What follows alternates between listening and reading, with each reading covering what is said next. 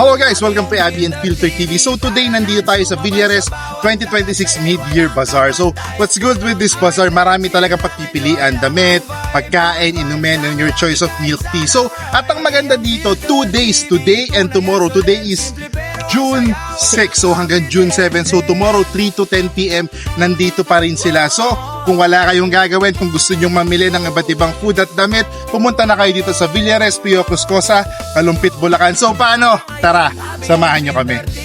Tara na't sumabay sa bawat kagat saya'y walang kapantay. Walang arte, chill lang, enjoy lang ang vibe. Good vibes lang lagi kahit saan ang ride. Abi ang Filter TV, tunay at solid. Simple pero ang saya, walang ka-pretende.